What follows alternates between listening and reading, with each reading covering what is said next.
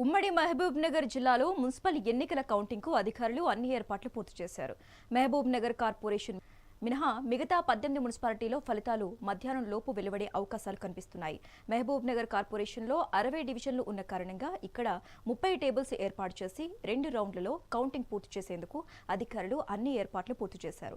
మిగతా 18 మున్సిపాలిటీలో 10 నుంచి 15 వార్డులు ఉన్న కారణంగా అక్కడ కౌంటింగ్ త్వరగా ఒక్కొక్క రౌండ్లోనే పూర్తయ్యే అవకాశాలు ఉన్నాయి. ఇక ఉమ్మడి పాలమూరు జిల్లాలో కౌంటింగ్ ఏర్పాట్లపై మరింత సమాచారం మా ప్రతినిధి రామకొండ అందిస్తారు. 18 మున్సిపాలిటీ గాను ఒక కార్పొరేషన్ ఎన్నికలు నిన్న జరిగాయి. దీనికి సంబంధించిన కూడా ఎన్నికల బాలెట్ బాక్సులు కూడా ఆయా ప్రాంతాల ఎన్నికల కౌంటింగ్ ప్రాంతంలో అలాగే స్టవ్ రూమ్లో ఎన్నికల అధికారులు భద్రపరిచారు చెప్పుకోవచ్చు. మొదటిగా కార్పొరేషన్ ఎన్నికలు అయితే ఒక 2 మున్సిపాలిటీకి సంబంధించిన మహబూబ్నగర్ జిల్లాకు సంబంధించిన పాలమూరు యూనివర్సిటీ ప్రాంతాలు కూడా భద్రపరిచారు చెప్పుకోవచ్చు. మనం ప్రస్తుతం పాలమూరు యూనివర్సిటీ ప్రాంతంలో ఉన్నాం. ఇక్కడ నిన్న జరిగిన ఎన్నికల బ్యాలెట్ బాక్సులను కూడా ఈ స్ట్రాంగ్ రూమ్లో కూడా భద్రపరిచారు. నిన్న జరిగిన ఎన్నికల దాదాపు 7 లక్షల పైచిలకు ఓటాకు నియమించుకున్నారు చెప్పొచ్చు. ఓటాకు నియమించుకున్న 7 లక్షల పైగా దాదాపు 75.39% ఓటింగ్ నమోదు కావడంతో పెద్ద ఎత్తున ఓటింగ్ జరిగిందని చెప్పుకోవచ్చు.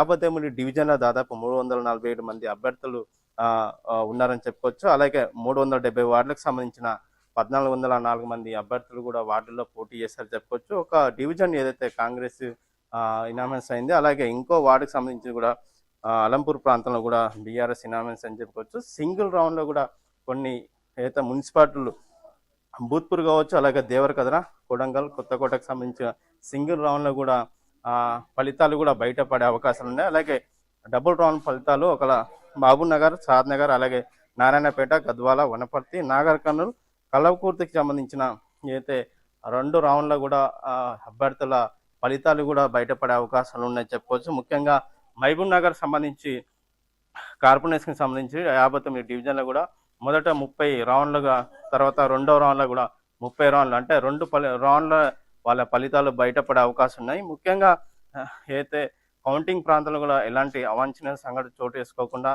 ఇప్పటికే ఎన్నికల అధికారులు కూడా పెద్ద ఎత్తున ఏర్పాటు చేశారు.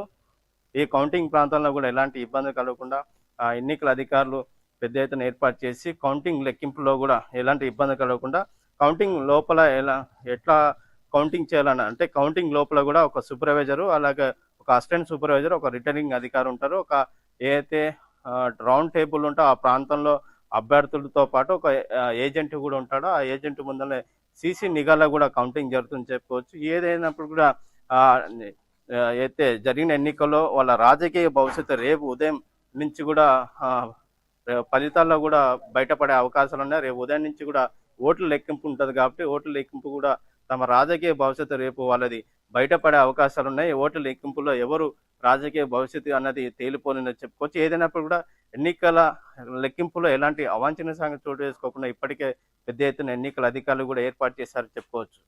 వీడి జర్నలిస్ట్ శివతో రామకొండ, మెగా 9 టీవీ, మహబూబ్నగర్.